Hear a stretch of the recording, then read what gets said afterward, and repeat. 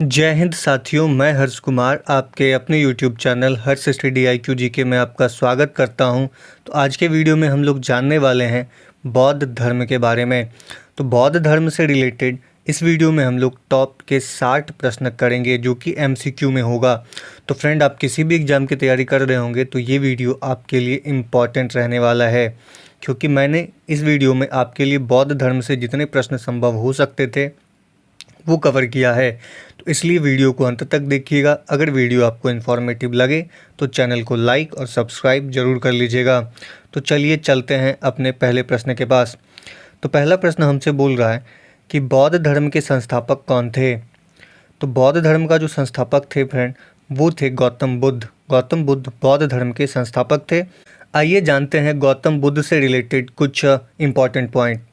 तो ईसा पूर्व 563 के लगभग शाक्यों की राजधानी कपिलवस्तु के निकट लुम्बिनी में गौतम बुद्ध का जन्म हुआ था। यह जो स्थान है, यह स्थान वर्तमान में नेपाल में स्थित है और भारत से मात्र 7 किलोमीटर की दूरी पे है। यहाँ पे एक अशोक स्तंभ है, यानी कि लुम्बिनी में एक अशोक स्तंभ है जो कि रुम्मिनी देई स्तंभ के नाम से जाना जाता है। इसी स्तंभ पे लिखा गया है हिंद बुद्धे जाते, यानी कि जहाँ बुद्ध का जन्म हुआ था। तो आप इसे इम्पॉर्टेंट रूप से याद रखिएगा। नेक्स्ट है कि गौतम बुद्ध का जन्म कहाँ हुआ, मतलब कब हुआ था। तो गौतम बुद्ध का जो जन्म है फ्रेंड, ये हुआ था 563 ईस्वी पूर्व। 563 ईस्वी पूर्व गौतम बुद्ध का जन्म हुआ था। तो इनका जन्म जो है वो 563 ईस्वी पूर्व इक्ष्वाकु वंशीय क्षत्रिय शाक्य कुल के राजा शुद्धोधन, यानी कि इसके पिता का नाम शुद्धोधन था और इनकी माता का नाम था महामाया, जो कि कोलीय वंश की थी। इनके जन्म के 7 दिन के बाद ही इनका निधन हो गया था, यानी गौतम बुद्ध के जन्म के 7 दिन के बाद इनकी माता का मृत्यु हो चुका था। इनका जो पालन पोषण है वो महारानी की छोटी, यानी कि इनके जो महारानी है उनकी छोटी सगी बहन महाप्रजापति गौतमी ने किया था।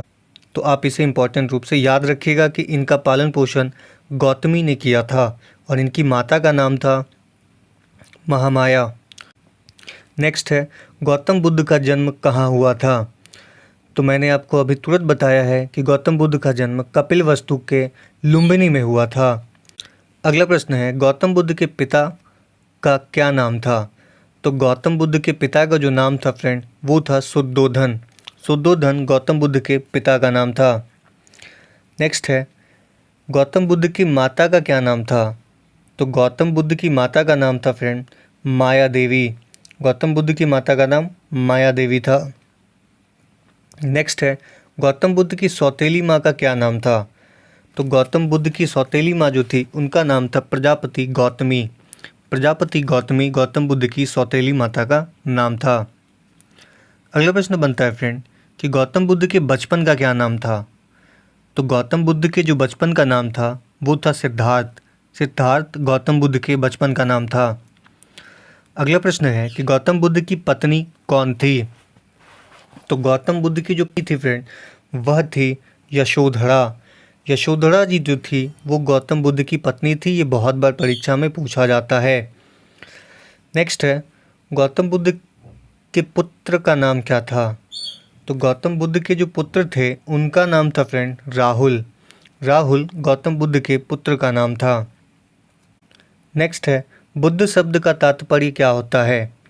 तो बुद्ध शब्द का जो मतलब होता है वह होता है कि एक ज्ञान संपन्न व्यक्ति, यह बुद्ध शब्द का मतलब होता है। नेक्स्ट है कि गौतम बुद्ध ने 29 वर्ष की उम्र में गृह त्याग दिया, जिसे बौद्ध धर्म में क्या कहा जाता है।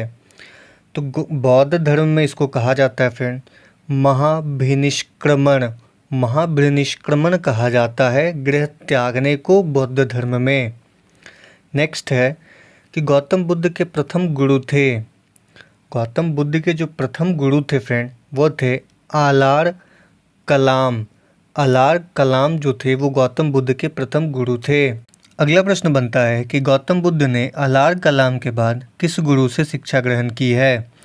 तो ये किया है फ्रेंड रुद्र कराम पुत्र से गौतम बुद्ध ने शिक्षा ग्रहण की है अलाक कलाम के बाद। नेक्स्ट है कि गौतम बुद्ध ने 6 वर्ष की कठिन तपस्या के पश्चात वर्ष की उम्र में किस नदी के किनारे ज्ञान की प्राप्ति हुई? तो ये हुआ था फ्रेंड निरंजना नदी के किनारे, जिसे हम लोग आज फल्गु नदी के नाम से जानते हैं। तो इनकी ज्ञान प्राप्ति जो हुई थी इसके पीछे एक कहानी है, तो वो कहानी को हम लोग जान लेते हैं।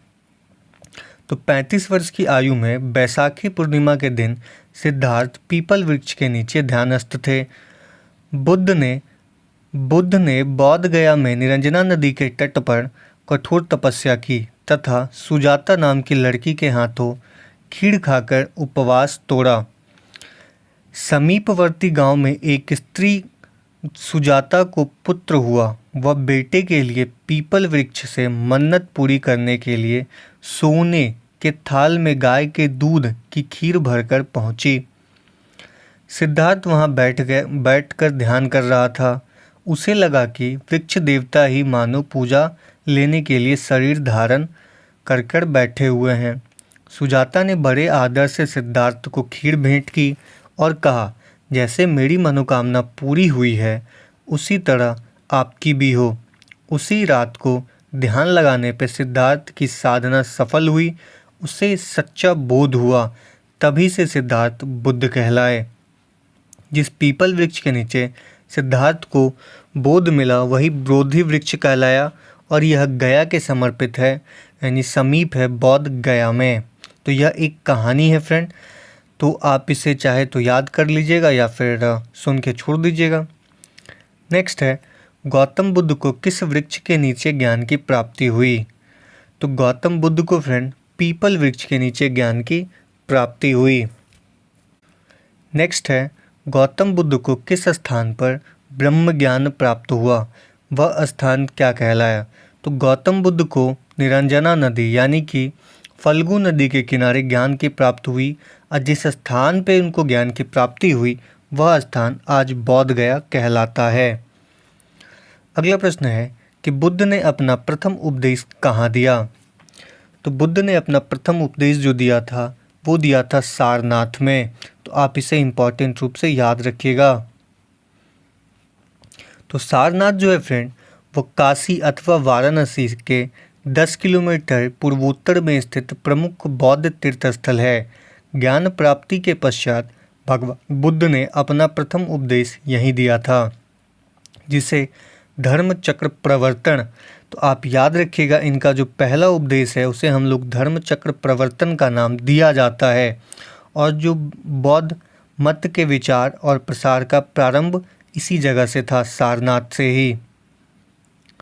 नेक्स्ट है कि बौद्ध धर्म ग्रहण करने वाली पहली महिला कौन थी? तो बौद्ध धर्म ग्रहण करने वाली पहली महिला थी फ्रेंड महाप्रजापति गौतमी, जो कि इसकी माता ही थी। नेक्स्ट है बुद्ध ने अपने उपदेश किस भाषा में दिए? तो बुद्ध जो थे वो अपना उपदेश पाली भाषा में दिए। नेक्स्ट है बुद्ध ने अपना सर्वाधिक उपदेश दिए। तो बुद्ध ने अपना सर्वाधिक उपदेश जो है वो कौशल देश की राजधानी श्रावस्ती में दिया। तो सही आंसर हो जाएगा ऑप्शन बी। अगला प्रश्न है गौतम बुद्ध द्वारा अपने धर्म में दीक्षित किए जाने वाला अंतिम व्यक्ति निम्नलिखित में से कौन था? तो गौतम बुद्ध द्वारा अपने धर्म में दीक्षित किया जाने वाला जो अंतिम व्यक्ति था फ्रेंड वह था सुभद्र था। नेक्स्ट है कि एशिया का ज्योतिपुंज यानी कि लाइट ऑफ एशिया किसे कहा जाता है? तो light of Asia Gautam Buddha को कहा जाता है। तो आप इसे याद रखिएगा। अगला प्रश्न बनता है कि गौतम बुद्ध की मृत्यु कब हुई? तो गौतम बुद्ध की जो मृत्यु है वो 483 ईस्वी पूर्व हुआ था। तो गौतम बुद्ध की मृत्यु उत्तर प्रदेश के देवरिया जिले से 28 किलोमीटर की दूर पर स्थित कुशीनगर में हुई थी। इस स्थान को कुशीनारा और कुशावती नाम से भी जाना जाता है। यह कुशीनारा के मल्लों का राज था। गौतम बुद्ध की मृत्यु 483 ईस्वी पूर्व 80 वर्ष की अवस्था में हुई थी। गौतम बुद्ध बौद्ध धर्म के अनुयायी इसे महापरिनिर्वाण कहते हैं। अशोक ने इस पवित्र स्थान की यात्रा भी की थी तथा यहीं पर एक स्तूप का निर्माण भी करवाया। आज भी बौद्ध तीर्थयात्रियों के लिए एक प्रसिद्ध केंद्र के रूप में विख्यात है। तो गौतम बुद्ध का चले जाना महापरिनिर्वाण कहलाया। आप इसे इम्पोर्टेंट रूप से याद रखिएगा। नेक्स्ट है, गौतम बुद्ध की मृत्यु किस स्थान पे हुई? तो गौतम बुद्ध की जो मृत्यु है फ्रेंड, वो कुशीनगर देवरिया उत्तर प्रदेश में हुआ। अगला प्रश्न बनता है, गौतम बुद्ध की मृत्यु को बौद्ध धर्म में क्या कहा गया? तो इसकी मृत्यु को कहा गया फ्रेंड महापरिनिर्वाण। नेक्स्ट है, बुद्ध ग्रंथ पीटकों की रचना निम्नलिखित में से किस भाषा में की गई? तो पीटकों की जो रचना है वो की गई है फ्रेंड पाली भाषा में। तो आप इससे याद रखिएगा। नेक्स्ट है कि निम्न में से कौन एक त्रिपिटक का अंग नहीं है? तो त्रिपिटक का अंग नहीं है फ्रेंड जातक। जातक कथाएं जो है ये त्रिपिटक का अंग नहीं है। नेक्स्ट है, जातक किसका ग्रंथ है? तो जातक जो है वो बौद्ध ग्रंथ है। अगला प्रश्न बनता है कि कौन सी बौद्ध रचना गीता के समान पवित्र मानी जाती है? तो गीता के समान पवित्र मानी जाने वाली बौद्ध रचना है फ्रेंड धम्मपद, गीता के समान पवित्र मानी जाती है। नेक्स्ट है, बौद्ध धर्म में भावी बोधिसत्व या भविष्य के बोधिसत्व किसे माना गया? तो ये माना गया मैत्रेयी को। नेक्स्ट प्रश्न बनता है कि गौतम बुद्ध द्वारा भिक्षुणी संघ की स्थापना कहाँ की गई थी?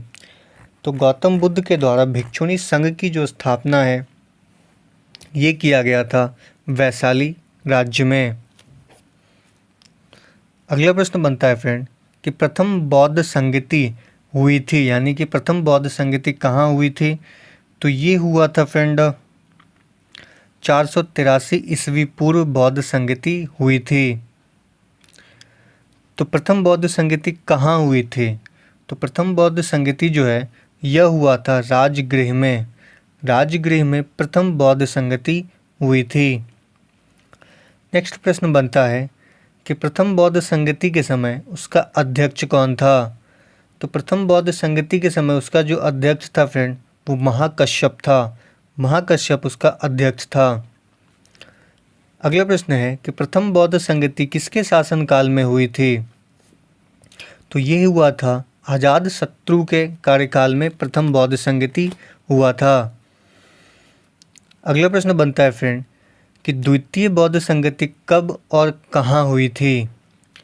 तो द्वितीय बौद्ध संगति जो है यह हुआ था फ्रेंड 383 ईस्वी पूर्व वैशाली राज्य में।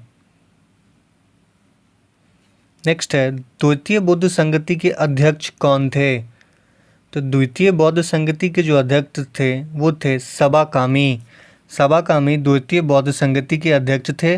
तो आपसे ये इम्पॉर्टेंट प्रश्न बार बार पूछा जाता है कि प्रथम, द्वितीय और तृतीय बौद्ध संगति आप याद रखिएगा। नेक्स्ट है, द्वितीय बौद्ध संगति किसके शासनकाल में हुई थी? तो ये हुआ था फ्रेंड काल शोक के काल में द्वितीय बौद्ध संगति हुआ था। अगला प्रश्न है कि किस शासक के शासनकाल में नेपाल में बौद्ध धर्म का गमन हुआ? तो ये हुआ था फ्रेंड अशोक के शासनकाल में नेपाल में बौद्ध धर्म का गमन हुआ था। अगला प्रश्न बनता है कि भारत में दक्षिण की ओर के देशों में बौद्ध धर्म का कौन सा संप्रदाय प्रचलित हुआ? तो ये धर्म प्रचलित हुआ फ्रेंड हीनायान। हीनायान जो है भारत से दक्षिण की ओर के देशों में बौद्ध धर्म का संप्रदाय प्रचलित हुआ। नेक्स्ट है कि नागार्जुन कौन थे? तो फ्रेंड ये नागार्जुन जो थे ये एक बौद्ध दार्शनिक थे। तो आप इसे याद रखिएगा। अगला प्रश्न है कि भारत में प्रमुख बौद्ध संरचनाओं में से एक सारनाथ में डैश स्तूप का निर्माण महान मौर्य राजा अशोक द्वारा किया गया था। तो ये किया गया था फ्रेंड धामेक स्तूप का निर्माण। तो आइए जानते हैं इसके बारे में कुछ इंपॉर्टेंट पॉइंट्स।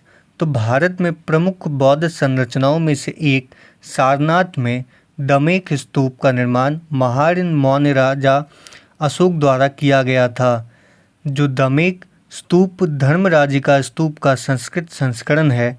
बौद्ध साहित्य के अनुसार यह स्तूप उस स्थान पर बनाया गया था जहां बुद्ध ने ज्ञान प्राप्त करने के बाद अपने पहले 5 ब्राह्मण शिष्यों को पहला उपदेश दिया था।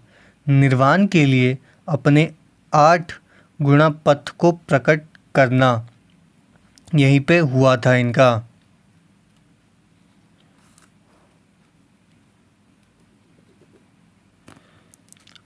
अगला प्रश्न है कि 4 महान सत्यों की अवधारणा निम्न में से किस धर्म में संबंधित है? तो ये संबंधित है फ्रेंड बौद्ध धर्म में। अगला प्रश्न है कि जातक पवित्र ग्रंथ है।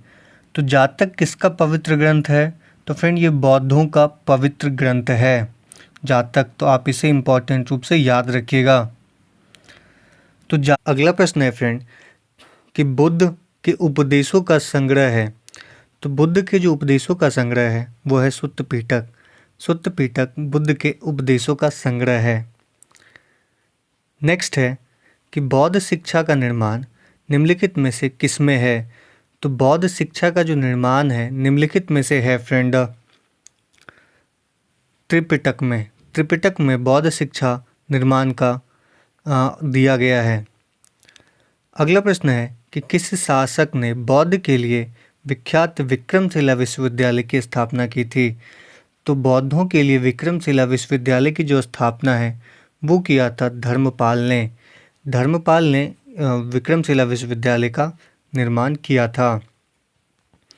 नेक्स्ट है कि बुद्ध की खड़ी प्रतिमा निम्न में से किस काल में बनाई गई? तो बुद्ध की जो खड़ी प्रतिमा है वो बनाई गई फ्रेंड कुषाण के कार्यकाल में। नेक्स्ट है कि अष्टांग मार्ग की संकल्पना अंग है। तो अष्टांग मार्ग की संकल्पना अंग है फ्रेंड धर्मचक्र परिवर्तन विषय वस्तु का। अष्टांग मार्ग की संकल्पना धर्मचक्र परिवर्तन में है। नेक्स्ट है शून्यता के सिद्धांत का सर्वप्रथम प्रतिपादन करने वाले बौद्ध दार्शनिक का नाम। तो शून्यता के सिद्धांत को प्रतिपादित करने वाले बौद्ध दार्शनिक जो है वो नागार्जुन थे। नेक्स्ट है बुद्ध के गृह त्याग का प्रतीक है। तो बुद्ध के जो गृह त्याग का प्रतीक है वह है घोड़ा। घोड़ा बुद्ध के गृह त्याग का प्रतीक है।